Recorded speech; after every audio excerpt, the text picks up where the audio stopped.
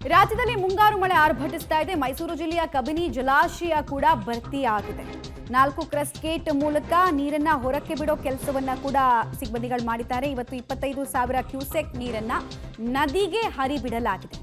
ಕಬಿನಿ ಜಲಾಶಯಕ್ಕೆ 20,217 ಕ್ಯೂಸೆಕ್ನಷ್ಟು ಒಳಹರಿವು ಸದ್ಯಕ್ಕೆ ಇರೋದ್ರ ಬಗ್ಗೆ ಮಾಹಿತಿ ಲಭ್ಯ ಆಗ್ತಾ ಇದೆ. ಮೈಸೂರಿನ ಎಚ್.ಡಿ. ಕೋಟೆಯಲ್ಲಿರುವಂತಹ ಕಬಿನಿ ಜಲಾಶಯ ಭರ್ತಿಯಾಗಿದೆ. ಹೀಗಾಗಿ ಡ್ಯಾಮಿನ 4 ಕ್ರಸ್ಟ್ ಗೇಟ್ಗಳನ್ನು ಕೂಡ ಈಗ ಓಪನ್ ಮಾಡಿ ಆ ಮೂಲಕವಾಗಿ ನೀರನ್ನು ಹೊರಬಿಡಲಾಗ್ತಾ ಇದೆ. ಒಟ್ಟು ಇವತ್ತು 25,000 ಕ್ಯೂಸೆಕ್ನಷ್ಟು ನೀರನ್ನು ಈ ಒಂದು 4 ಕ್ರಸ್ಟ್ ಗೇಟ್ಗಳ ಮೂಲಕವಾಗಿ ಹೊರಗಡೆ ಬಿಡಲಾಗ್ತಾ ಇದೆ. ಅದು ನಿನ್ನೆ 18,000 ಇತ್ತು, ಅದು ಇವತ್ತು 25,000 ಆಗಿದೆ. ಬಹುತೇಕ ನಾಳೆ ಅಷ್ಟೊತ್ತಿಗೆ ಈ ಒಂದು ಪ್ರಮಾಣವು ಕೂಡ ಹೆಚ್ಚಾಗುವಂಥ ಸಾಧ್ಯತೆಗಳಿದೆ. ಯಾಕಂದರೆ ಜಲಾಶಯದ ಭದ್ರತೆಯ ದೃಷ್ಟಿಯಿಂದ ಇನ್ನೂ ಒಂದು ಅರ್ಧ ಮುಕ್ಕಾಲು ಅಡಿ ಬಾಕಿ ಇರುವಂತೆಯೇ 4 ಕ್ರಸ್ಟ್ ಗೇಟ್ಗಳ ಮೂಲಕವಾಗಿ ಈ ಒಂದು ಪ್ರಮಾಣದ ನೀರನ್ನು ಹೊರಬಿಡ್ತಾ ಇರುವಂಥದ್ದು. ಜಲಾಶಯದ ಇನ್ಫ್ಲೋ ಕೂಡ ದಿನದಿನಕ್ಕೂ ಹೆಚ್ಚಾಗ್ತಲೇ ಇದೆ.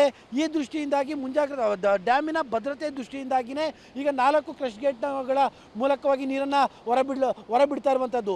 ಈ ನೀರನ್ನು ಹೊರಬಿಟ್ಟಿರುವಂತಹ ಪರಿಣಾಮವಾಗಿ ಈ ಒಂದು ಕಬಿನಿ ಜಲಾನಯನ ಪ್ರದೇಶದ ಹಲವು ಚಿಕ್ಕ ಪುಟ್ಟ ಸೇತುವೆಗಳು ಈಗಾಗಲೇ ಮುಳುಗಡೆ ಆಗಿದೆ.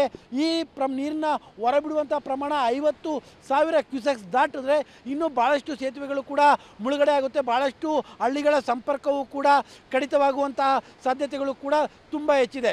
ಮತ್ತು ಸರ್ಕಾರಕ್ಕೆ ತಮಿಳುನಾಡಿಗೆ ನೀರು ಬಿಡಬೇಕು ಎನ್ನುವಂಥ ಒಂದು ರೀತಿಯಾದಂತಹ ಸಂಕಷ್ಟ ಎದುರಾಗಿತ್ತು. ಈಗ ಪ್ರಕೃತಿ ಅದಕ್ಕೆ ಒಂದು ರೀತಿಯಾಗಿ ಉತ್ತರವನ್ನು ಕೊಟ್ಟಿದೆ. ಈ ಒಂದು ಕಬಿನಿ ಜಲಾಶಯದಿಂದ ನೀರನ್ನು ಹೊರಬಿಡ್ತಾ ಇರುವಂತಹ ಹಿನ್ನೆಲೆಯಲ್ಲಿ ತಮಿಳುನಾಡಿಗೆ ಇದರ ಪಾಲು ಕೂಡ ಹೋಗುತ್ತೆ. ಹೀಗಾಗಿ ಒಂದು ಕಡೆಯಲ್ಲಿ ಡ್ಯಾಮ್ ತುಂಬಿತು ಅನ್ನುವಂತಹ ಸಂತೋಷ, ಮತ್ತೊಂದು ಕಡೆಯಲ್ಲಿ ಸರ್ಕಾರಕ್ಕೆ ತಮಿಳುನಾಡಿಗೆ ನೀರು ಹರಿಸಬೇಕು ಎನ್ನುವಂಥ ಸಂಕಷ್ಟ ಎದುರಾಗಿತ್ತು. ಆ ಸಂಕಷ್ಟದ ನಿವಾರಣೆ ಎರಡೂ ಕೂಡ ಉಂಟಾಗಿದೆ. ಸದ್ಯಕ್ಕೆ ಪ್ರವಾಹದ ಮಟ್ಟದ ಭೀತಿ ಇಲ್ಲ.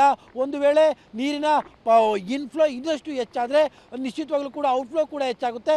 ಆಗ ಕಬಿನಿ ಜಲಾನಯನ ಪ್ರದೇಶದಲ್ಲಿ ಪ್ರವಾಹ ಸೃಷ್ಟಿಯಾಗುವಂಥದ್ದು ಖಚಿತ. ಕ್ಯಾಮ್ರಾ ಪರ್ಸನ್ ಕಾರ್ತಿಕ್ ಜೊತೆ KP ನಾಗರಾಜ್, ಪಬ್ಲಿಕ್ ಟಿವಿ.